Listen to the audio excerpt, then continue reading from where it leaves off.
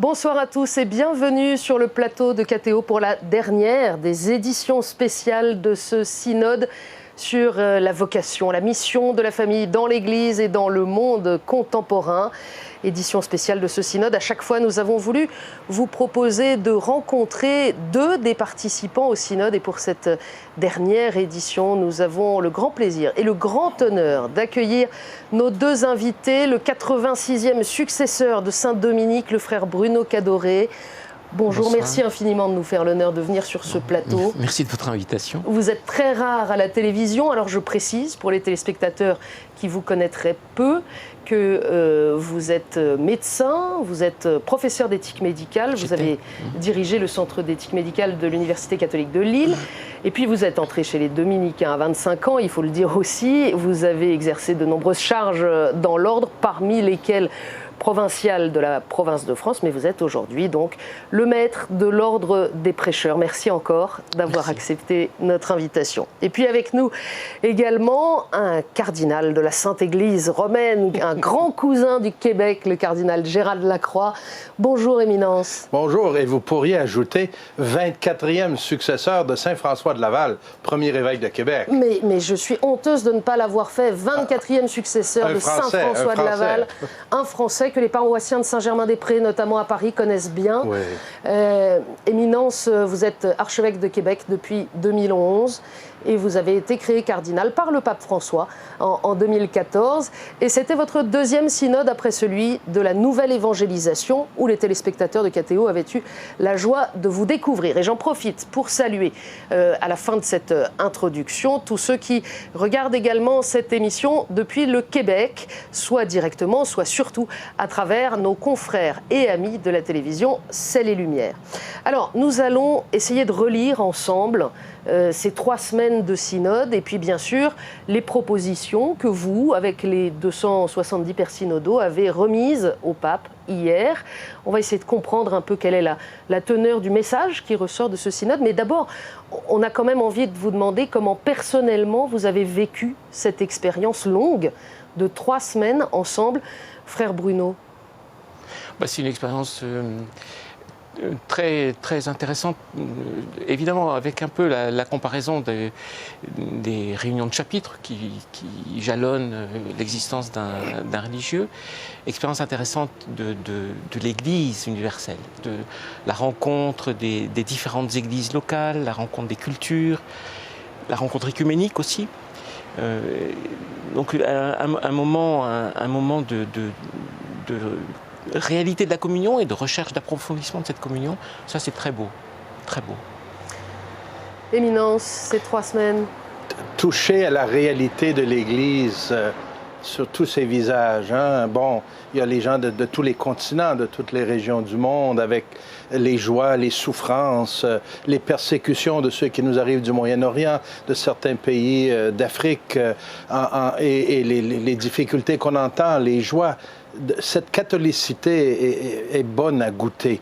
Mais aussi, au-delà des cultures et des langues, il y a nos préoccupations, nos idées qui diffèrent. Et mettre tout ça ensemble pendant 3 semaines, c'est un grand défi, mais en même temps, c'est quelque chose de beau à voir. Alors, particularité de cette session, c'est que le pape François a un peu modifié la méthode, avec beaucoup plus de temps dans les circuli minores, donc les groupes de travail plus restreints que cette très grande assemblée. Et puis, il vous a quand même invité, dès le départ, avec force, à user d'une très grande franchise, d'une très grande liberté de parole. Est-ce que la méthode et la franchise, ça a fonctionné ? Ouais, je pense que oui. Sur la méthode, je pense qu'il y a encore quelque chose qui manquerait peut-être, qui serait l'interaction entre écouter les paroles et dialoguer. Je pense que c'est très important en tout cas, à certains moments dans l'Assemblée, par exemple, quelqu'un dit quelque chose, vous vous dites, ce serait intéressant quand même de voir pourquoi est-ce qu'il dit ça, d'où ça vient, et prendre du temps pour cela. Pas seulement écouter la juxtaposition, mais comprendre davantage. Et de la même façon, dans les circuits, les petits groupes, on a beaucoup travaillé, beaucoup parlé, beaucoup dialogué. Je pense que c'était pareil pour vous. Et quelquefois, je me suis dit, ce serait intéressant si ce groupe-là et ce groupe-là avaient discuté ensemble, on aurait peut-être pu encore se connaître mieux et approfondir davantage. Je ne sais pas comment vous voyez. Oui, absolument. Vous vous souvenez, lorsqu'on était ensemble au synode sur la nouvelle évangélisation, on nous avait donné 5 minutes pour prendre la parole. Cette fois-ci, seulement 3. Et on me dit que dans des synodes antérieurs, c'était 7 et 8 minutes qu'ils ont déjà eu. On a beaucoup réduit cela parce que c'est à sens unique, on ne fait qu'écouter. 39 heures, nous avons eu d'échanges en groupe linguistique. C'est pas rien, ça. Les mêmes personnes, 36 ou 39 heures, je n'ai pas compté, mais à peu près, les mêmes personnes, 20-25 personnes, c'est déjà un bel enrichissement. Et une autre chose que j'ai trouvé qui a beaucoup amélioré cette fois-ci, à chaque étape, chaque semaine, après chacune des sections de notre instrument de travail, notre groupe faisait un rapport à l'ensemble du grand groupe. Et ça aussi, on n'avait pas ça avant. Hein? Il y a un vrai rapport. Un rapport qui a été travaillé par le groupe, qui a fait l'objet pratiquement du même approfondissement que les amendements qui étaient proposés pour le texte de travail.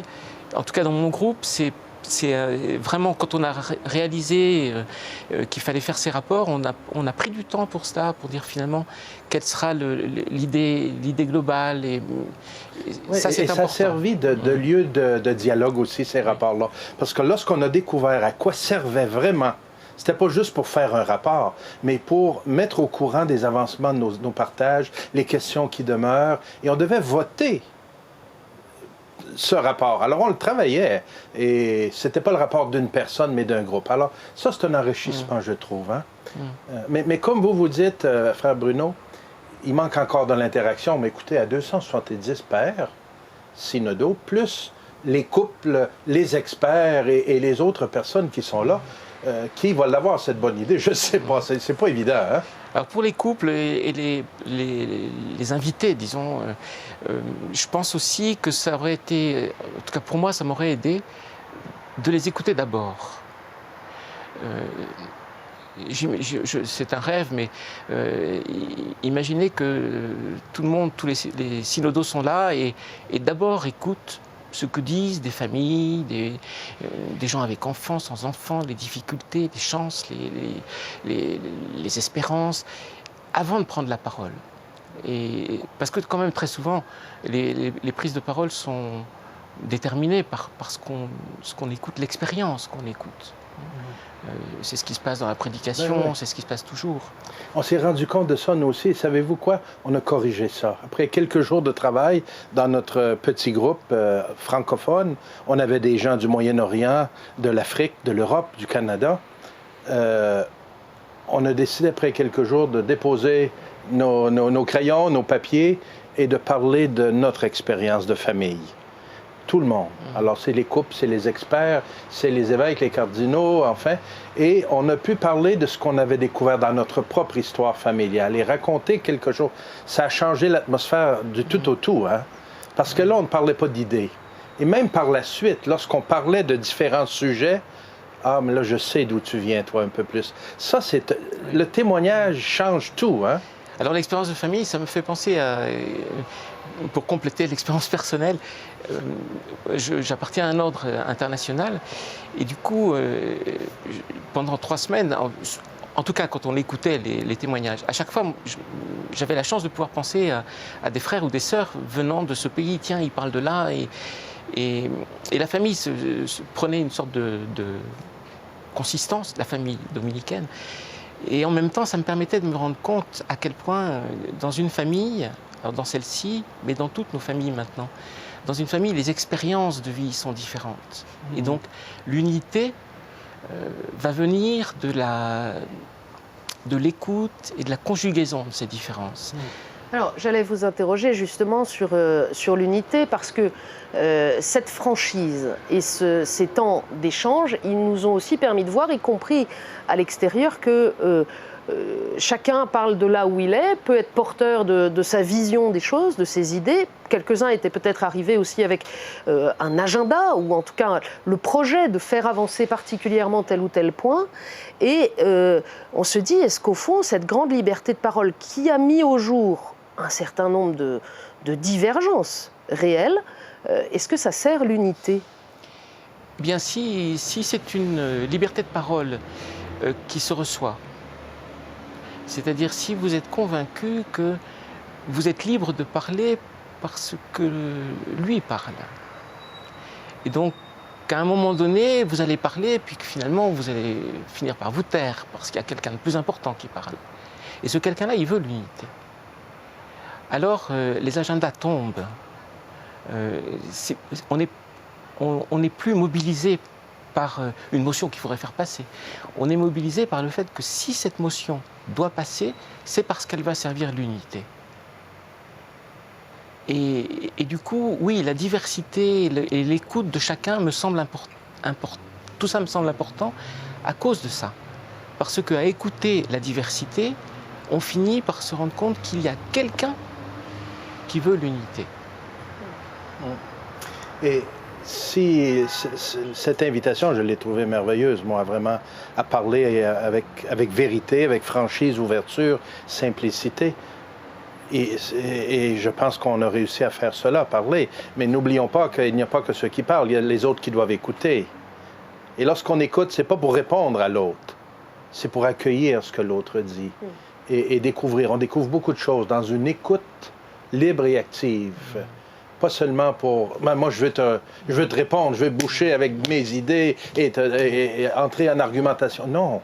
On cherche ensemble. Et je pense que c'est une des forces de l'esprit du Père, de notre Père, le pape François, et c'est très ignatien, c'est très jésuite. Le discernement ne peut se faire qu'avec cette parole ouverte. Ou ensemble, on cherche. Le fait que des cardinaux aient pris publiquement la parole, y compris en accusant plus ou moins tel ou tel autre cardinal d'avoir son propre agenda ou de bloquer les choses, pour vous, ce sont des épiphénomènes qui n'ont pas influé sur l'ensemble de la démarche du synode? Bien ça ne s'est pas passé à l'intérieur du synode, ça s'est passé à l'extérieur. C'est dans les médias que ça s'est joué, ça. Nous, à l'intérieur, on n'a pas eu ces affrontements, pas du tout. Bien sûr, on sentait des divergences d'opinion, c'est bien évident. Qu'un tel, et pas seulement des cardinaux, hein, il y avait des évêques, il y avait d'autres personnes qui prenaient la parole, qui avaient des opinions différentes, des points de vue différents, mais ce n'était pas de l'affrontement. Moi, je n'ai pas senti que c'était de l'affrontement. Bon, malheureusement, peut-être que, et le pape en a fait mention un peu hier soir dans ses conclusions, certains ont été un peu malhabiles dans leur façon d'utiliser cette liberté à l'extérieur du synode, dans les médias, et je pense que ça n'a pas été heureux, ça. Mais enfin, on apprend peut-être à... Le pape vous a remercié de votre franchise, mais en regrettant qu'il y ait eu l'usage de méthodes pas toujours bienveillantes. Voilà, alors ça peut arriver. C'est important, enfin, c'est peut-être un apprentissage aussi. Ouais. Quand vous écoutez, donc vous écoutez plusieurs 200, 300, 270 personnes, pas tout à fait, vous les écoutez, alors qu'est-ce qui est important? D'abord, c'est compliqué pour chacun de prendre la parole en 3 minutes et de ne pas être caricatural. C'est pas si facile. Deuxièmement, il parle parce qu'il croit à quelque chose, et puis il parle pas... il parle pas parce qu'il a envie de faire passer quelque chose, il parle parce qu'il vient d'un monde au nom duquel il voudrait exprimer ce qu'il perçoit. Donc il ne faut pas enfermer quelqu'un dans sa parole. Il faut recevoir quelqu'un qui parle. Alors, dans la médiatisation de tout ça, de l'extérieur, moi je n'ai pas trop suivi tout ce qui se passait à l'extérieur, mais le risque c'est ça, c'est de dire un tel, telle parole, un tel, telle opinion. Au fond, si on cherche vraiment à conjuguer des recherches de vérité, ça prend beaucoup de temps. Alors, on fait un plan fixe, là tout d'un coup, on a une idée qui risque d'être fausse. Ouais. Parfois, ce sont des participants eux-mêmes qui l'ont fait, hein, mais vous le dites, c'est peut-être aussi un apprentissage. En tout cas, on ne va pas nous centrer notre relecture du synode là-dessus. Je voudrais qu'on en vienne au thème. Parmi les choses qui ont surgi fortement hier dans les premières lectures de vos 94 propositions que vous avez remises au pape François et qui ont toutes, je le rappelle, été adoptées à la majorité des 2/3, pas avec le même genre de majorité, on y reviendra, mais enfin, globalement, c'est porté par l'ensemble de l'Assemblée. La parole qui revient le plus, c'est une église de la miséricorde, une église de la tendresse. Est-ce que vous pourriez nous dire, d'abord, est-ce que c'est vraiment nouveau? Je croyais que c'était déjà dans le message. Et donc, qu'est-ce que ça change ou qu'est-ce que vous souhaitez changer à travers ce message? Oui, moi, ce que je retiens, avant de dire une église de la miséricorde et de la tendresse, ce que je retiens, c'est que ce synode, et le synode précédent, et donc tout le parcours qui a été fait, veut dire quelque chose. Dans l'église, la famille, c'est une bonne nouvelle. La famille, c'est une bonne nouvelle. Le fait que Dieu ait voulu et fait que l'homme et la femme et leurs enfants soient capables de vivre ensemble, de chercher ensemble, là aussi, l'unité, la communion, d'ouvrir l'avenir à ceux qui arrivent, ça c'est une bonne nouvelle. Avec les échecs, avec les épreuves, avec les beautés, les espérances, ça c'est une bonne nouvelle. Et je pense pour ma part que le message de ce synode, de ces 2 sessions de synode, c'est d'abord ça. Quand on dit l'évangile de la famille, pour moi j'entends ça. La famille est une bonne nouvelle. Et l'Église voudrait, à partir de ce synode, mettre ça au cœur. Je ne sais pas comment vous... Absolument. Et en vous écoutant, ça me fait penser, on a un très beau chapitre que vous avez peut-être déjà découvert, mais qu'on va découvrir au fil de la lecture et de l'approfondissement, qui est la pédagogie divine. Dieu, depuis toujours, il cherche à ce que l'humanité puisse vivre à travers nos échecs, nos luttes, comme vous dites. Dieu est toujours là pour nous soutenir et il veut que les familles et que l'humanité soient heureuses, soient libres, puissent vivre dans l'amour et la vérité. Alors Dieu ne se lasse pas de venir à notre rencontre pour nous relever, pour nous, dans sa tendresse, nous pardonner, nous remettre debout, nous remettre en marche. C'est toute l'histoire du salut. Alors, je pense que ce synode nous dit, l'Église, à la lumière de l'histoire du salut, du grand plan de Dieu, n'abandonne pas non plus face aux difficultés et aux défis de la famille. L'Église aujourd'hui, dans cette pédagogie divine, est inspirée par ce que Dieu a fait avec nous. On veut continuer de le faire avec l'humanité, avec les familles. Marcher avec les familles et leur dire, c'est pas grave que tu es tombé, que tu es sur le côté du chemin. Relève-toi, ensemble on va avancer. Et moi, c'est une extraordinaire nouvelle. Et dans la Bible, on voit bien, la Bible a au moins ce message extraordinaire, il n'y a pas de famille parfaite. Alors quand vous vivez en communauté, vous savez qu'il n'y a pas de groupe humain parfait, on sait bien ça n'existe pas. Même pas chez les Dominicains. Mais non, justement, c'est ça qui est la bonne nouvelle, c'est ça. C'est ça. C'est que la perfection n'est pas là. Voilà. En revanche, on a tout le temps humain pour apprendre à être père, pour apprendre à être fils, pour apprendre à être frère. Et puis on se trompe, on fait des erreurs. Et je crois que l'essentiel du synode, c'est de dire, voilà, Dieu a choisi de venir au monde là, dans cette réalité-là. Et donc il faut convertir, avancer dans la façon d'être père, la façon d'être parent, la façon d'être frère, la façon d'être fils et filles. Et ceci va construire une communion qui, dans ce monde, va contribuer à ce que l'Église soit, comme disait le Concile, sacrement du salut. Pas parce qu'elle a réussi, parce qu'elle cherche, parce qu'elle veut essayer d'avancer.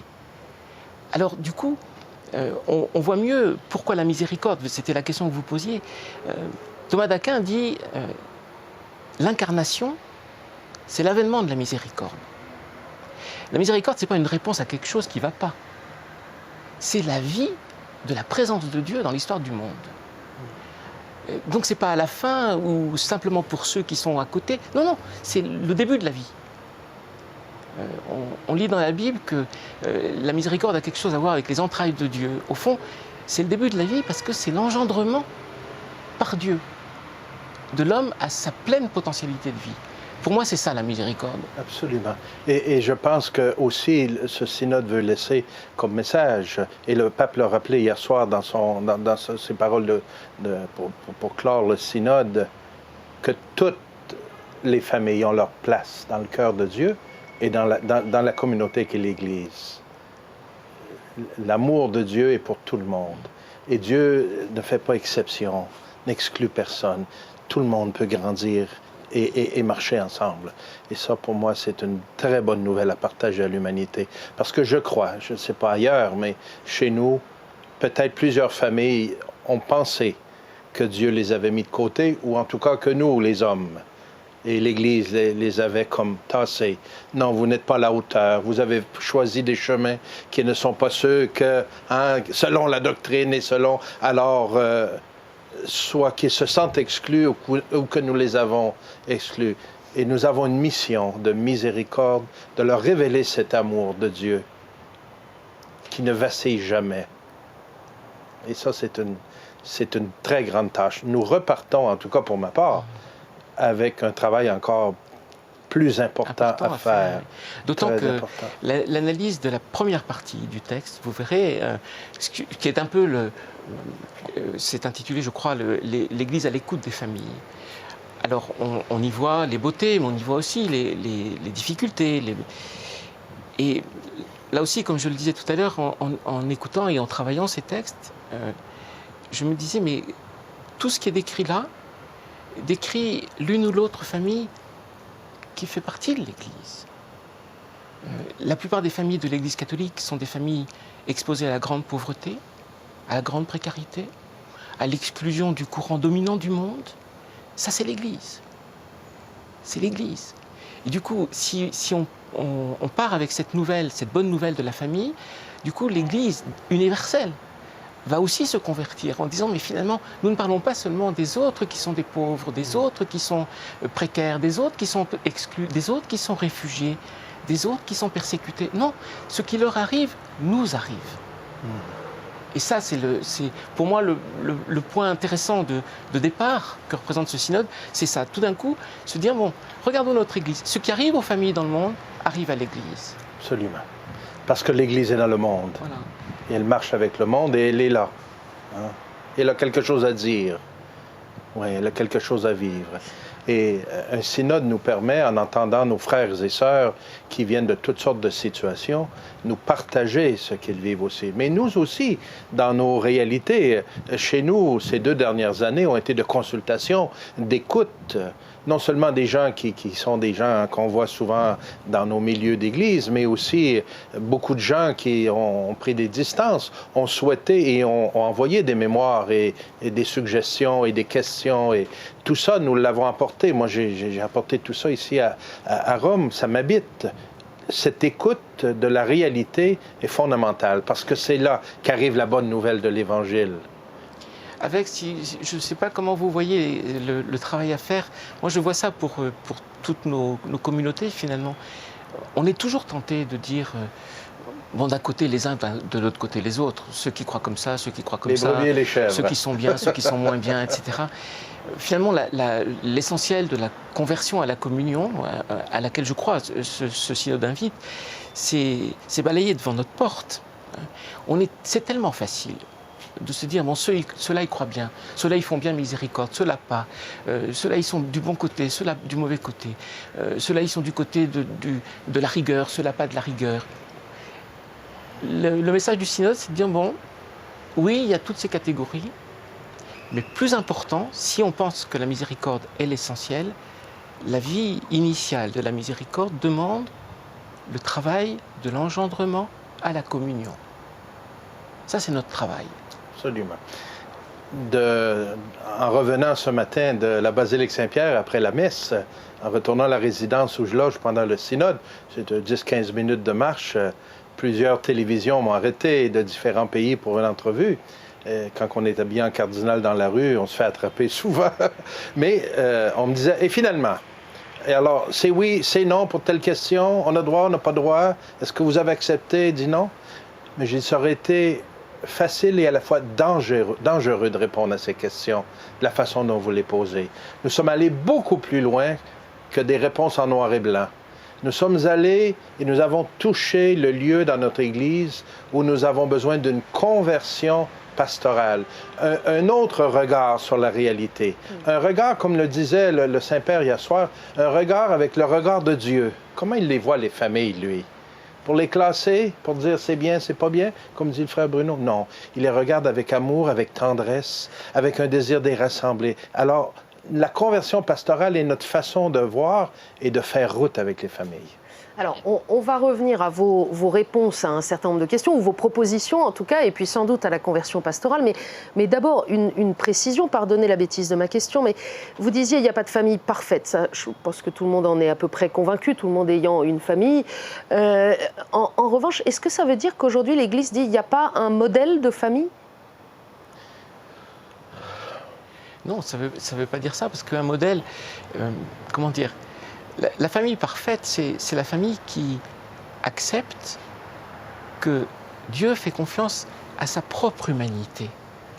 C'est ça la perfection, la sainteté pour nous. C'est pas d'imaginer qu'on peut devenir ceci ou cela. C'est que Dieu fait confiance à ce que je suis et à ce que ma famille est. La perfection va venir de là. Au fond, à votre question sur la perfection, je dirais, est-ce qu'il y a des familles qui avancent en sainteté? Oui, toutes. Mais est-ce que l'Église leur montre ou leur propose un modèle? L'icône de la Trinité, vous verrez dans le texte du synode, c'est magnifique, mais c'est une icône. C'est-à-dire que la proposition du synode, c'est une famille veut se voir, elle regarde une icône et en passant par le regard de Dieu, elle se regarde. Et alors du coup, elle découvre que s'il y a un jour un dessein de la famille parfaite, elle fera partie du dessein. On a placé un jour un enfant devant l'icône de la Trinité de Wroblev. On lui a dit, qu'est-ce que tu vois, un enfant de 7-8 ans? Il regarde et dit, oh, c'est ouvert, je peux y entrer. Et c'est ça, entrer dans la communion et découvrir la Trinité, le Père, le Fils et l'Esprit. Grande différence entre les trois personnes de la Trinité. Mais quelle communion, quel amour, quel respect. C'est ça là, notre modèle. Et nous qui sommes des disciples du Christ, nous voulons entrer dans cette façon de vivre. Et Dieu nous rejoint là où nous sommes, dans notre histoire, dans nos échecs, dans nos lumières. Il vient là où on est, nous aider à vivre dans l'amour. Et c'est possible. L'Évangile ne fait que nous montrer des exemples de cela. Là où Jésus est passé, les gens qu'il a rencontrés, qui étaient dans toutes sortes de situations, il les a remis debout et en marche. Lorsque la rencontre avec le Dieu vivant se fait, lorsqu'on s'ouvre à cet amour, tout est possible. Là encore, pardon de faire redescendre de plusieurs barreaux de l'échelle, mais est-ce que néanmoins, il n'est pas dans la mission de l'Église de professer une vérité, y compris une vérité sur le mariage entre un homme et une femme, indissoluble, ouvert à la vie, etc. Oui, mais ça, écoutez, quand vous allez lire en profondeur le texte que nous avons remis au Saint-Père, tout cela est là. Hein? Mais ça, on le sait depuis longtemps.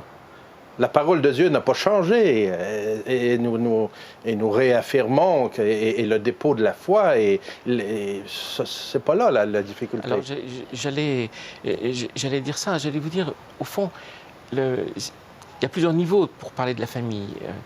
Lorsqu'on dit qu'il n'y a pas de famille parfaite, c'est pour essayer d'éviter l'idée de... Le schéma dans les rails ou hors des rails. Du schéma est moral. L'annonce de l'Évangile est plus qu'une annonce morale. Il y a une dimension comme ça. Mais c'est plus que ça. La réalité, c'est que Dieu fait confiance à la capacité d'un homme et d'une femme de lier leur destin, d'entrer dans la dynamique de la création, de dire qu'ils font confiance au futur comme Dieu, et qu'ils demandent à Dieu de prendre en compte leur capacité d'union avec ses limites, probablement, mais aussi ses beautés, et de le transfigurer en quelque sorte, pour les aider, eux, petits bonhommes, petites bonnes femmes, avec leur petite famille, à contribuer à faire entendre dans ce monde que l'avenir de Dieu est plus grand que tout ce qu'on peut imaginer. Alors là, le sacrement du mariage prend sa place. C'est pour ça que l'Église célèbre le mariage comme un sacrement, à cause de cette confiance-là. Est-ce que vous seriez d'accord avec ça? Et si vous me permettez, Philippine, lorsque papa et maman ont célébré leur 50e anniversaire de mariage il y a 9 ans, l'année prochaine ce sera leur 60e, on a fait une petite entrevue avec eux qu'on a filmé, pas avec KTO, mais un petit film maison. Et on a posé à chacun la question, pourquoi vous avez réussi 50 ans ensemble, deux personnes si différentes et des caractères et tout ça? Et papa a répondu, c'est qu'on avait décidé de faire un mariage à 3. Avec Dieu avec nous, le Christ avec nous. Sans ça, ça aurait été impossible, on n'aurait pas pu passer à travers. Et c'est ça le sacrement du mariage. C'est d'ouvrir cet amour qui est déjà beau entre un homme et une femme, l'ouvrir à Dieu pour qu'il aide à traverser la vie, tous les passages, toutes les épreuves, toutes les difficultés, mais aussi de rehausser les joies. Et c'est ce que l'Église a encore à proposer à l'humanité. Faire route avec Dieu dans le mariage et la famille, c'est s'ouvrir à une grande espérance. Alors, passons aussi à votre désir d'accompagner, d'être présent à ceux qui ont connu un échec, qui ont rencontré des difficultés. Il y a beaucoup de situations différentes, mais vous le savez bien, il y a un sujet notamment qui a retenu l'attention dans nos pays, en Occident en particulier, c'est la question des divorcés remariés. Qu'est-ce que vous avez proposé au pape, puisque je ne sais pas ce que vous avez voté l'un et l'autre et je ne vous le demanderai pas, mais vous êtes responsable maintenant du texte qui a obtenu la majorité du synode. Qu'est-ce que vous avez proposé au pape sur ces situations? D'abord, de réaffirmer des choses qui sont dites habituellement. C'est-à-dire qu'il n'y a pas de raison de sortir de la communion des gens qui sont en échec ou des gens qui sont dans l'épreuve. Ceci est de sortir de la communion, de la communion ecclésiale. Donc de la communauté ecclésiale. Or, on se rend bien compte que c'est compliqué. Parce que de temps en temps, on est tenté de dire il a fait ça, ou il a ce parcours-là, il ne peut pas faire ceci, il ne peut pas faire cela, etc. Donc on a proposé de revoir un peu et de dire, bon, il n'y a pas d'excommunication au sens précis. D'abord ça. Ensuite de dire, avant de voir le résultat de la séparation, il faut être attentif au fait, et là je pense tout le monde est attentif au fait que la séparation d'un lien d'amour qu'on a toujours cru être un lien indissoluble, un lien pour toujours. C'est comme ça que tout le monde tombe amoureux au point de lier son destin. Lorsque ça se casse, lorsque ça s'arrête, lorsque en quelque sorte ça meurt, ça fait beaucoup de souffrance. Et donc d'abord il faut être attentif à ça. D'abord il faut être attentif à ne pas en rajouter à la peine, en rajouter à la difficulté, en rajouter à la douleur. Je ne serais pas surpris, mais déjà ça commence à ressortir quand on nous reproche, à nous les pères synodaux, de ne pas avoir été plus clairs sur la question de la communion pour les personnes divorcées et remariées. On aurait souhaité vraiment qu'on tranche sur cette question. En fait, nous avons voulu, pas l'éviter, au contraire, mais c'est que trop souvent, on ne pense qu'à la communion eucharistique. Et vous avez parlé beaucoup de communion depuis qu'on a débuté notre échange, et c'est ça, la communion, ce n'est pas seulement recevoir l'hostie lorsqu'on va à la messe. Bien sûr, l'Eucharistie, c'est la source, c'est le sommet, mais il y a bien d'autres façons d'être en communion. Et ce que nous disons, et qu'on remet au Saint-Père comme réflexion, et on va voir lui qu'est-ce qu'il va faire avec. Parce qu'un synode ne produit pas un texte législatif, mais consultatif. Hein? On est avec Pierre et sous la responsabilité de Pierre. Il nous a demandé nos réflexions, on lui a donné. Maintenant, il va mettre... me remettre un peu... C'est à lui d'en faire... Voilà, et on a pleinement confiance en lui. Alors, mais ce qu'on a voulu dire, c'est que ne nous concentrons pas seulement sur la communion eucharistique. Il y a beaucoup de chemins pour faire grandir la communion. Si un couple veut grandir, si un couple veut se rapprocher de la vie de la communauté, il y a plein de pas à faire. Alors on a ajouté une autre attention qui était déjà donnée dans Familiaris Consortio, par exemple, que toutes ces situations, divorcés et mariés, c'est une catégorie, mais enfin, il y a plein de situations sous cette catégorie. Et il y a un discernement qui est nécessaire. un discernement qui est nécessaire et pas un discernement, je regarde et je dis, un discernement dans le dialogue, pour voir au fond quelle est exactement la situation, comment ça s'est passé, qu'est-ce qu'on a essayé de faire, pourquoi ça n'a pas marché, ou au contraire, pourquoi ça pourrait peut-être marcher. Donner la place aux situations particulière. Je voudrais juste préciser, pardon, à tous les deux, parce que ceux qui nous regardent et nous-mêmes n'avons pas travaillé 3 semaines autant d'heures que vous sur ces sujets. Donc, heureusement. Probablement, heureusement. Moi, j'entends 3 choses. J'entends d'une part qu'il y a une attitude pastorale qui a déjà peut-être progressé ces toutes dernières années, mais qui n'a pas toujours été juste et qui est invitée à se convertir pour bien faire sentir que tout le monde est dans la communauté et qu'il n'y a pas les bons et les mauvais élèves. D'autre part, dans vos recommandations, de façon explicite ou en filigrane, on entend que des interdictions qui existent aujourd'hui pour des gens qui ne sont pas dans une situation conforme à la règle de l'Église, qui ne peuvent pas être catéchistes ou être témoins de mariage ou parrain-marraine, vous invitez à ce qu'on reconsidère, à ce que le pape reconsidère ces situations, parce qu'ils sont de plein droit, à vos yeux, membres de la communauté et peuvent faire un aussi bon catéchiste qu'un autre, et le font dans la réalité. Dans la réalité. Mais la troisième chose, vous dites, on a trop focalisé sur l'accès à la communion eucharistique. Il y a une vraie souffrance d'être tenu à l'écart des sacrements, pas seulement de la réception de l'Eucharistie, mais de la réconciliation, et puis du baptême, parce qu'il y a des demandes de baptême aussi qui ne peuvent pas aujourd'hui être reçues par l'Église. Je ne suis pas sûre, moi, après avoir lu votre texte, et c'est pour ça qu'on a besoin de vous, mais peut-être j'ai mal lu ou trop vite, de comprendre ce que c'est que ce chemin de discernement auquel vous invitez. Ça se passe comment ? Vous imaginez quoi ? Est-ce qu'il y a un bureau dans les diocèses où on vient voir en disant « moi je veux faire un discernement, je suis dans telle situation, donnez-moi un vis-à-vis » ? Alors il y a dans le... Non, justement non. Ça ne doit pas être administratif. En revanche, ça veut dire qu'il faut que les pasteurs soient extrêmement disponibles. C'est pour ça que le mot de conversion pastorale est important. Extrêmement disponible et formé.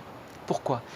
Parce que nous entrons dans une période où il va falloir du temps pour gagner confiance, pour que, si je suis moi dans l'épreuve, si j'ai vu, je ne sais pas, mon mariage mourir, et alors je ne suis pas sûr que je vais avoir confiance tout de suite. Donc il faut gagner la confiance, faire ce travail d'explicitation de la situation dans laquelle je suis.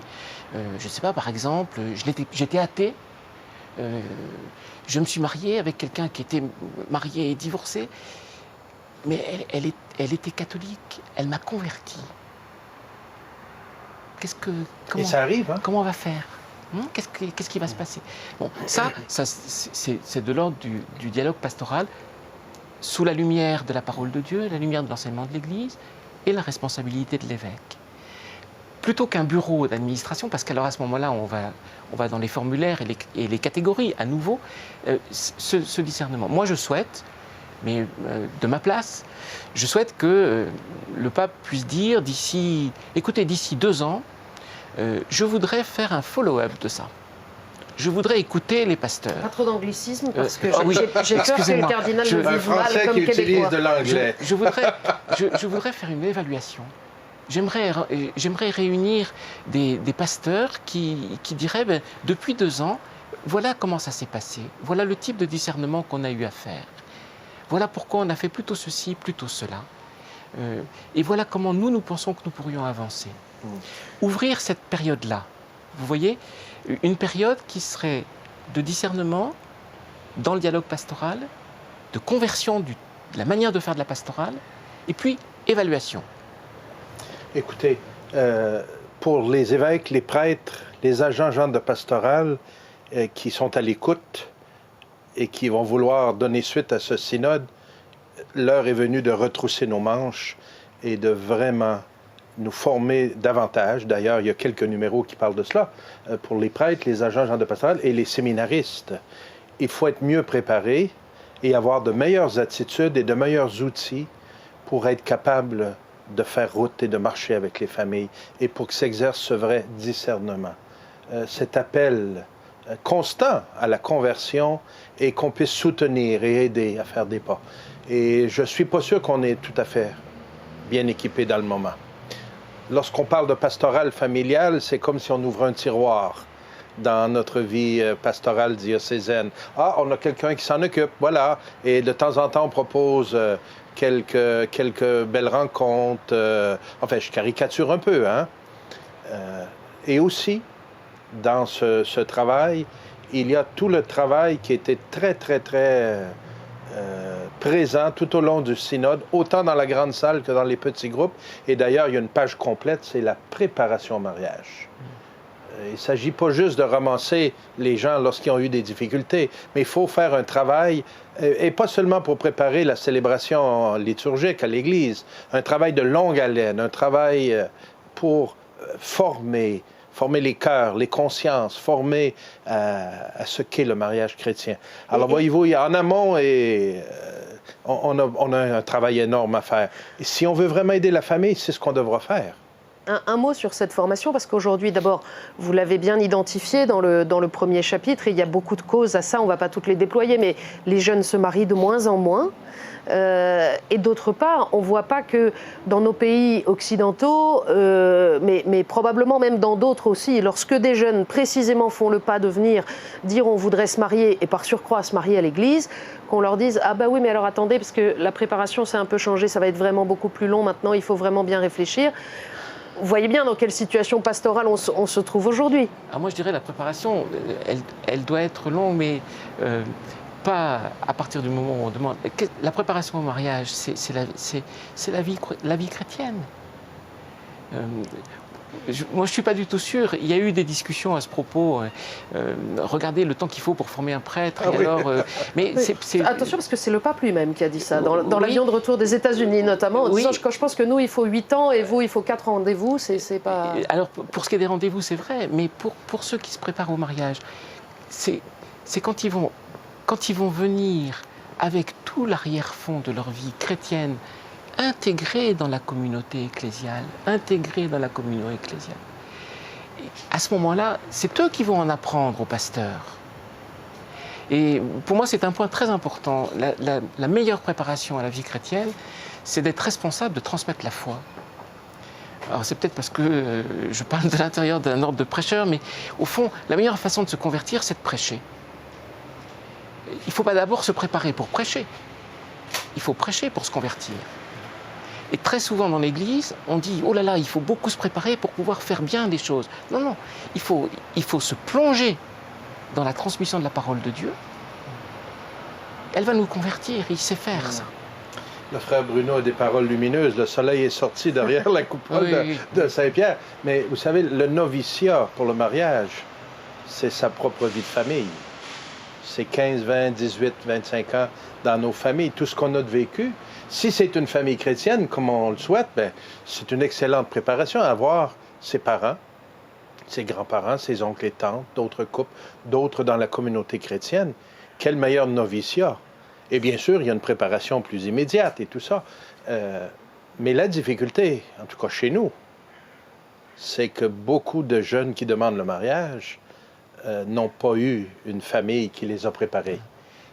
D'une certaine façon, ce qu'on voudrait changer, parce que le synode propose, quand il dit la famille doit être acteur, agent, sujet d'évangélisation. Non plus l'objet, voilà. On fait une pastorale familiale pour les familles. On ne fait pas un manuel pour savoir comment s'occuper des familles. Voilà. On donne un livre et on dit aux familles de l'écrire avec les pasteurs. Voilà. Et qu'est-ce qu'on va dire? Alors on sait bien que si on écoute l'expérience amoureuse, par exemple, quand vous recevez un jeune couple qui est dans cette expérience-là et qui veut préparer son mariage, vous l'écoutez, vous engagez une démarche catéchuménale, quasi catéchuménale pour certains, et tout d'un coup, la parole de Dieu vient. Alors, ce qu'il faut qu'on arrive à trouver, c'est comment faire pour que ça dure.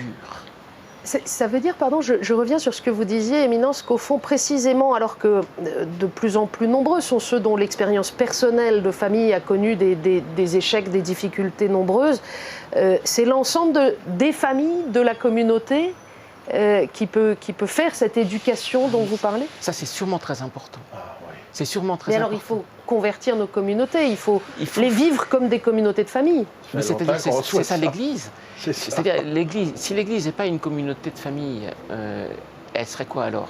Qu'est-ce qui reste une fois qu'on a enlevé la famille dans l'Église? Voilà. Il reste... Donc si, bien sûr, au moins le synode sur la famille, en Afrique on dit l'Église famille de Dieu. C'est une sorte de synode sur l'ecclésialité. C'est une sorte de synode qui dit, bon, ce qu'on aimerait, c'est que les cellules de base de la vie humaine et de la vie humaine avec Dieu prennent part à la transmission de cette bonne nouvelle, que Dieu aime ces cellules-là. J'avais dans mon groupe de linguistique, le groupe francophone, j'avais plusieurs évêques africains. J'ai été ébloui d'entendre comment eux fonctionnent dans leur diocèse, dans leur communauté. C'est les familles qui sont des communautés vivantes, ensemble, qui accueillent, qui préparent et qui font tout le cheminement. Mais c'est merveilleux. Hein? On ne remet pas quelques spécialistes. Ah, tu veux être marié? Bon, il y a un couple là, ou il y a une religieuse, ou il y a un agent de pastoral qui va te préparer. Et ils ont déjà ce soutien-là. Mais qu'est-ce qu'on fait lorsqu'on n'est pas encore rendu là? Quand notre Église n'est pas encore là, on a encore plus de travail à faire. Mais on ne sera pas au chômage bientôt, hein? Du coup, oui, pardon. Alors, allez. Du coup, ce qui est intéressant, moi, ça m'a frappé beaucoup pendant nos travaux en groupe en particulier. Ce qui est intéressant, c'était de dire, bon, comment est-ce qu'on fait ça? Et on s'est posé cette question au début du 2e chapitre, lorsqu'on a dit, mais finalement, on a envie d'écrire un prologue. Et alors, on a un peu plongé dans la parole de Dieu pour dire, si on veut faire un prologue, il faut parler de Dieu dans les familles. Et donc, on regarde ça. Et finalement, en faisant ce travail, on s'est rendu compte que ce que disait le cardinal tout à l'heure, la pédagogie divine est l'essentiel. Et comment faire pour mettre cette pédagogie divine comme une sorte de modèle, et cette fois-ci de modèle, à la pédagogie dans l'Église? Comment faire pour que la pastorale soit à l'image de la pédagogie de Dieu? Et alors, comment faire? Écouter la parole de Dieu, considérer qu'il faut construire nos communautés ecclésiales avec la parole de Dieu, la partager, voir qu'elle éclaire notre façon de vivre et de penser, former notre conscience, parce que ça fait partie, ça apparaît quand même dans le texte du synode, former notre conscience morale. Mais la conscience morale, ce n'est pas la vôtre et puis la mienne, c'est parlons-en de sorte que, parce que nous partageons la même parole, je vais être aidé par votre approche à voir plus clair. Je vais être aidé par l'approche de l'Église à voir plus clair. Ma conscience va être éclairée. En même temps qu'il va m'être dit, ta conscience est le lieu où toi, tu entends la parole de Dieu et tu écoutes la voix de ton Seigneur. Mais pas tout seul. C'est pas la conscience. C'est pas le choix subjectif de chacun. C'est pas la conscience toute seule, isolée. Et on a peur de ça, vous savez. Oui, parce qu'on est dans un monde où il y a quand même beaucoup de confusion. Donc, quand le propos est de dire on ramène à la conscience, ça veut dire si moi, mon jugement dit que telle réalité c'est pas comme convient, ça que l'Église l'entend. Non, parce que dans l'Église, si vous voulez, il n'y a pas de liberté déliée. Pour le dire comme ça, quelquefois aujourd'hui on pense ça, on pense que je ne suis jamais autant libre que si je suis délié de tout. Mais dans l'Église, il n'y a pas de liberté déliée, il n'y a pas d'autonomie déliée, tout est relié. Je suis plus grand, plus fort, plus juste, je crois, si je compte pour vous, si vous comptez pour moi et si vous m'aidez à vivre. Et ça, imaginez que les familles disent ça entre elles. Aujourd'hui, j'ai une vraie difficulté avec la responsabilité parentale. Je viens vous voir parce que j'aimerais bien qu'on en parle entre familles. Je ne sais pas comment faire pour exercer la parentalité responsable. Voilà. Ouais, et vous savez, ça existe, ça. Ça existe déjà. Il y a des petites communautés, il y a des communautés nouvelles, il y a des groupes, il y a des associations avec différentes spiritualités. On parle des équipes Notre-Dame, on parle de groupes de Curcio et de bien d'autres. J'en nomme ceux-là, mais il y a beaucoup de groupes qui existent déjà, qui exercent cela dans nos diocèses.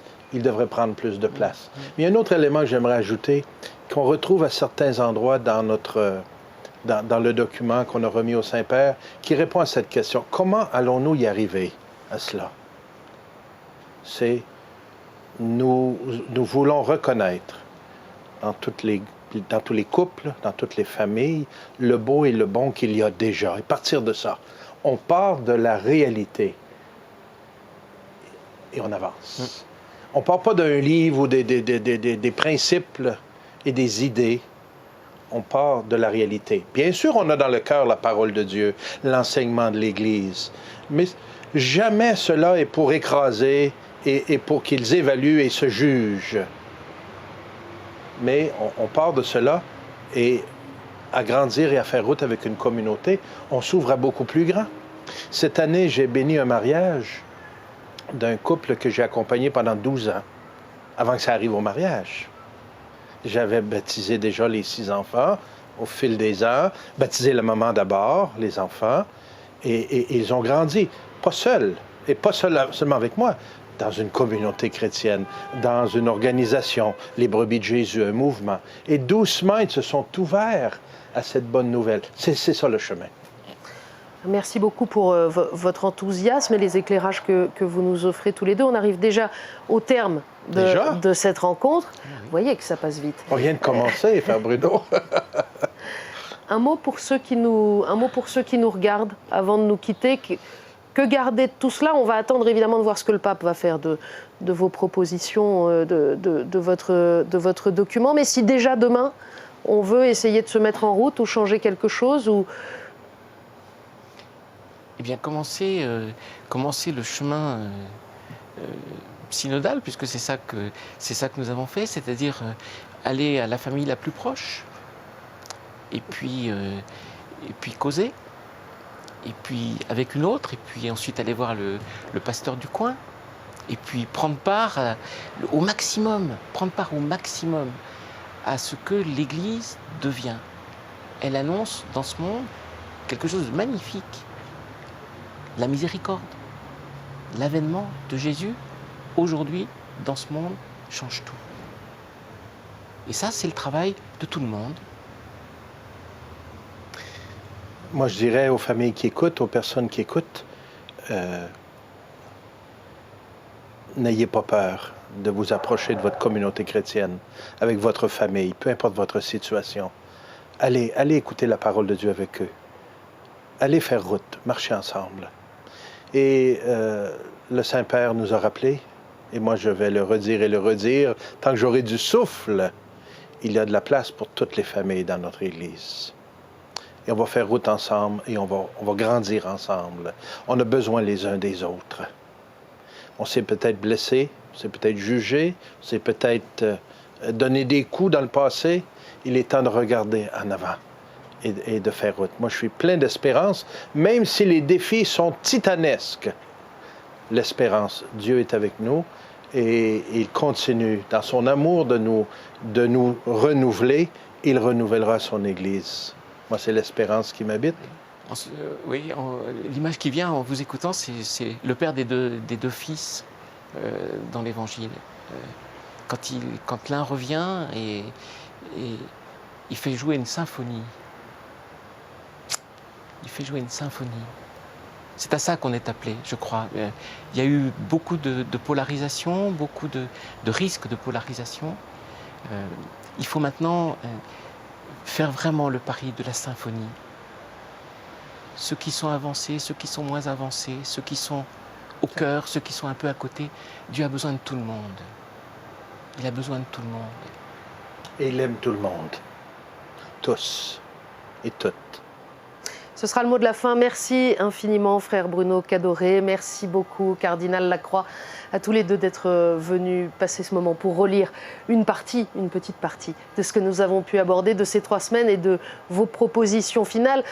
Je rappelle à vous qui nous regardez que vous pouvez retrouver l'ensemble des émissions du Synode et bien sûr celle-ci également sur le site internet www.ktotv.com.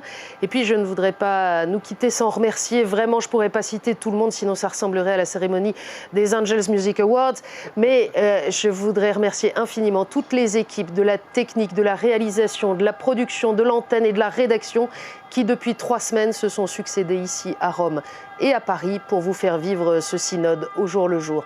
Merci à tous, merci à vous de votre fidélité et de votre soutien et à très bientôt.